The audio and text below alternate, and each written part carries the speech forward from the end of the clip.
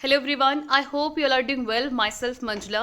Now आज के इस वीडियो में हम नेशनल एजुकेशन पॉलिसी 2020 जो कैबिनेट ने एस्टरडे अप्रूव किया था उसके बारे में हम डिटेल में डिस्कस करेंगे कि मेजर प्रोविजंस इस नेशनल एजुकेशन पॉलिसी में क्या चीज़ें मैंशनड है, सारे डिस्कस करते हैं। Let's start. Now, if you want to get the PDF of every single video I upload, kindly search Manjula Mum Official in the Telegram channel and download it from there.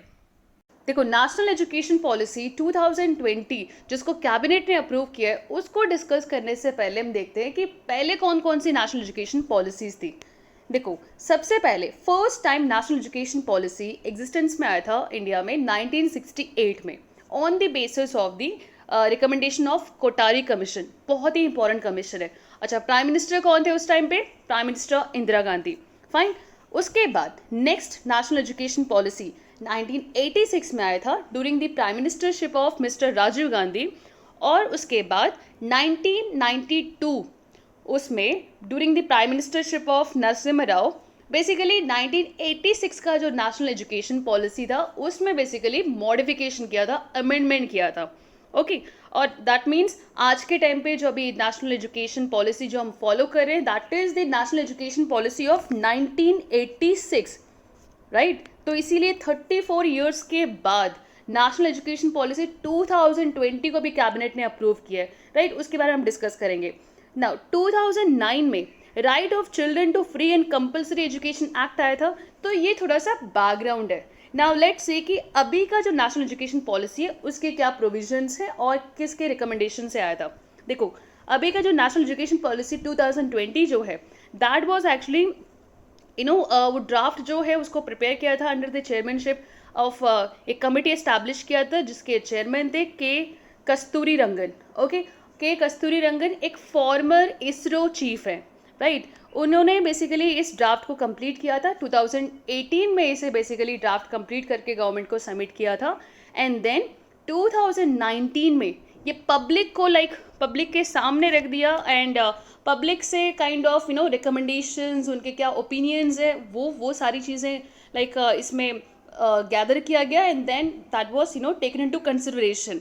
Okay, और finally 2020 में इस draft को cabinet ने approve किया है। ध्यान से देखना, कैबिनेट ने अप्रूव किया अभी। ओके, और ये नेशनल एजुकेशन पॉलिसी 32 ईयर्स के बाद हमें मिला है।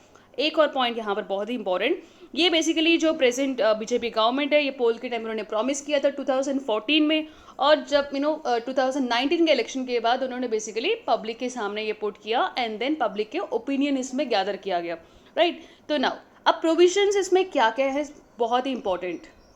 ये जो नेशनल एजुकेशन पॉलिसी जो है जब इस ड्राफ्ट को 2019 में पब्लिक के सामने डोमेन में अवेलेबल था ये, उस टाइम पे बेसिकली ये हुआ था कि कुछ कंट्रोवर्सीज हो गए थे।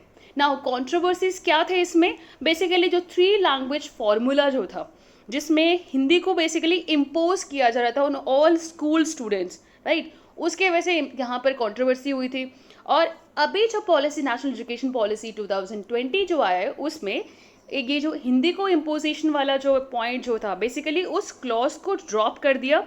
और अब इस फाइनल डॉक्यूमेंट में ये चीज़ क्लियर है यहाँ पर that there will be greater flexibility in the 3 language formula, ठीक है। और कोई भी लैंग्वेज को कोई भी स्टेट इम्पोज नहीं करेगी, राइट। और जो 3 लैंग्वेज जो बेसिकली बच्चा लर्न करेगा that will be on the base of the choice of state, region and of course students की उनके चॉइस के अकॉर्डिंग भी होगा।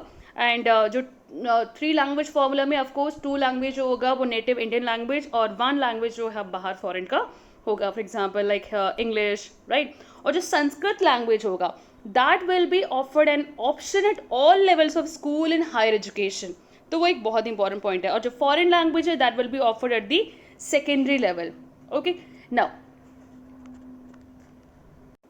2020 नेशनल एजुकेशन पॉलिसी ये कहता है कि जो एजुकेशन है that should be imparted to all the children eight schools and higher level in all the levels based on the requirement of 21st century. तो 21st सेंचुरी के अकॉर्डिंग जो skills की हमें रिक्वायरमेंट है उस बेसिस पे हमारे एजुकेशन को रीशेप, रीडिज़ाइन किया जाएगा, right. And this will also fulfil one of the goal of sustainable development, right. देखो सस्टेनेबल डेवलपमेंट के 17 इंपॉर्टेंट गोल्स हैं जिसको 2030 तक अचीव करना है, राइट। तो उसमें इंडिया भी ये प्लेज करता है कि वो सारे गोल्स को हमें अचीव करना है। और सस्टेनेबल डेवलपमेंट का goal number 4, right, goal number 4 क्या कहते हैं? To ensure inclusive and equitable quality education and promote life long learning opportunity for all. तो हमारा जो नेशनल एजुकेशन पॉलिसी 2020 जिसको कैबिनेट ने अप्रूव किया था, दैट वो पॉलिसी जब इम्प्लीमेंट होगा तो बेसिकली हम इस सस्टेनेबल गोल का जो 4th गोल है उसे बेसिकली अचीव कर पाएंगे। उसके अकॉर्डिंग हमारे पॉलिसीज में जो न्यू प्रोविजंस ऐड किए, दैट विल बी समवेयर और the other it is fulfilling this sustainable goal number 4। Now देखो मेजर प्रोविजंस क्या है इसके नेशनल एजुकेशन पॉलिसी 2020 के। सबसे पहले 6% of GDP will be used in education, okay. और एचआरडी मिनिस्ट्री को रीनेम करेंगे, it will be change to education ministry, right. और जो नेशनल एजुकेशन पॉलिसी है वो बेसिकली एम क्या करता है?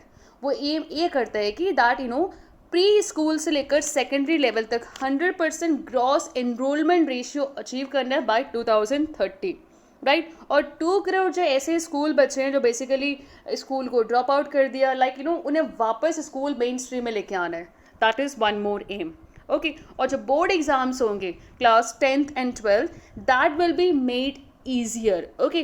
बेसिकली इसमें मेन फोकस होगा to test core competencies rather than memorised facts, right. और इसमें बेसिकली ये भी हो सकता है कि future redesigns could include modular और सेमेस्टर वाइज बोर्ड एग्जाम्स हो सकते हैं।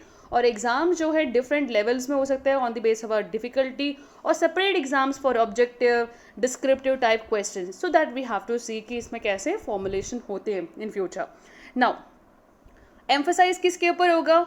ऑन फाउंडेशनल लिटरेसी, न्यूमरेसी के ऊपर एम्फोसाइज किया जाएगा। There will be no strict separation between academic streams, extra curricular, vocational streams in schools, okay. और वोकेशनल एजुकेशन जो है क्लास 6 से ही स्टार्ट होगा। देखो कोडिंग और वोकेशनल एजुकेशन क्लास 6 से स्टार्ट होगा, तो कोडिंग 6 से ही इस तरीके से एम्फोसाइज करेंगे ताकि बच्चे का मैथमेटिकल और कॉम्पिटिशनल थिंकिंग उसका स्टार्ट हो सके, right. And then Indian knowledge system को भी प्रोवाइड करेंगे, like including tribal indigenous knowledge, और उसको बेसिकली करिकुलम में एक्यूरेट साइंटिफिक मैनर में उसे लाइक कंप्रहेंसिवली उसे इंटीग्रेट करेंगे with our education, with our curriculum, with our syllabus, right. और जो टीचिंग होगा, teaching up to at least grade 5 to be in mother tongue और रीजनल लैंग्वेज। तो बेसिकली ये है कि जो क्लास 5 तक का जो पॉसिबिलिटीज़ ये है कि वहाँ पर जो एजुकेशन हो वो मदर टंग में हो, may be preferably till grade 8 जो वहाँ का होम लैंग्वेज है, वहाँ का मदर टंग है, वहाँ पर लाइक उन लैंग्वेज के बेसिस पे एजुकेशन हो सकता है, right. So this has been propose. एक बहुत इंपॉर्टेंट चीज़ याद रखना, एजुकेशन कंकरेंट लिस्ट में आता है, ओके। देखो अभी जो हमारा प्रेजेंट स्कूल एजुकेशन सिस्टम है वो इस फॉर्मूला के ऊपर बेस्ड है, इस स्ट्रक्चर के ऊपर बेस्ड है, दैट इज 10+2। नाउ इसको डिवाइड कर देंगे टू 5+3+3+4, तो नंबर ऑफ ईयर्स हमारे 15 ईयर्स नहीं होंगे, जो स्कूल का जो 12 ईयर्स है वो उतना ही रहेगा। यहाँ पर जो बेसिकली जो प्री प्राइमरी है वहाँ पर प्री प्राइमरी क्लास 1 and 2 को बेसिकली वहाँ पर इंटीग्रेट कर रहे हैं विद दी फाउंडेशनल। यहाँ पर देखो जो हमारा स्टार्टिंग का जो होगा that will be like pre school और आंगनवाड़ी ईयर्स जो कहते हैं, वो स्टार्टिंग का 3 ईयर्स उस चीज़ में होगा, एंड दैट विल बी उसके लिए एक अलग न्यू करिकुलम फ्रेमवर्क जो है वो इंट्रोड्यूस होगा, राइट। तो यहाँ पर देखो this will be our foundational कितने होंगे? देखो 5 ईयर्स तो ये पूरा फाउंडेशनल हो गया, 3 years of pre primary, right, and then class 1 and 2 this will be foundational category, right. और देन उसके बाद आएगा प्रिपरेटरी, 3 ईयर्स का होगा, that is from class 3 to 5। उसके बाद जो मिडिल होगा that will be class 6 to 8, and then 9 to 12 होगा, it will be the 4 years जो होगा वो 9 to 12 का हो गया। तो यहाँ पर जो नंबर ऑफ क्लास 1 से लेकर 12 तक जो 12 ईयर्स ही है यहाँ पर बेसिकली जो हमारा प्री प्राइमरी आंगनवाड़ी जो है उसको इस एक पर्टिकुलर कैटेगरी में पुट किया हुआ है। अब रिपोर्ट कार्ड्स कैसे होंगे? Report cards will be comprehensive report on skills and capabilities instead of just marks and statement, okay.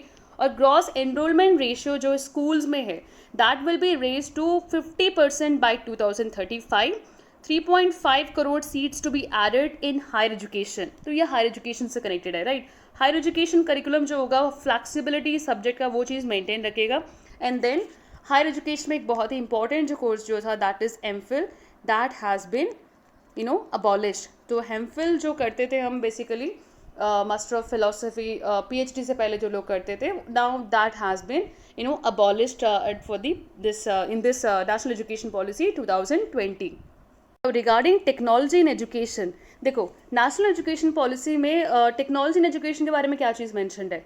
एक ऑटोनमस बॉडी क्रिएट करेंगे, that body will be this one, that is the national educational technology forum, और जिसका main काम होगा exchange of ideas. किसके ऊपर? On use of technology, कि technology को हम और बेटर तरीके से किस तरीके से लर्निंग में, असेसमेंट में, प्लानिंग में और एडमिनिस्ट्रेशन में यूज़ कर सकते हैं.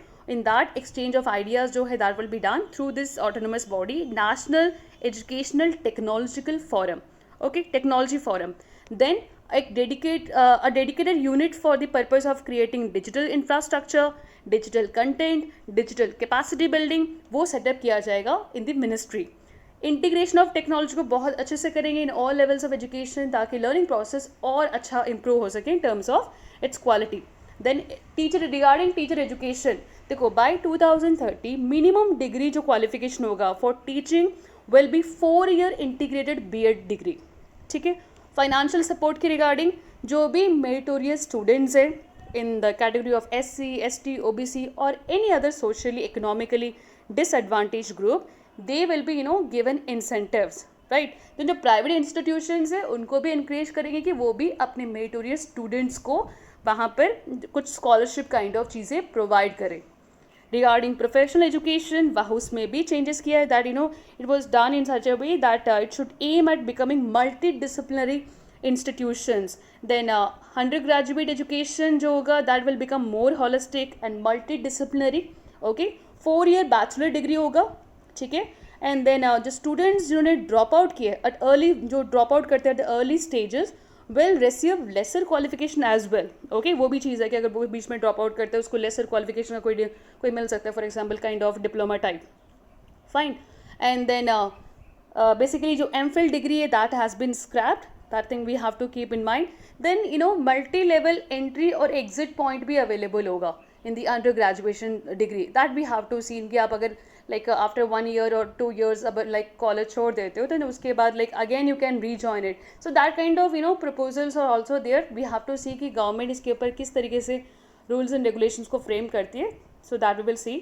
Now so that's it in this video. I hope this one is clear to all of you. जो major points हैं I try to cover in this one.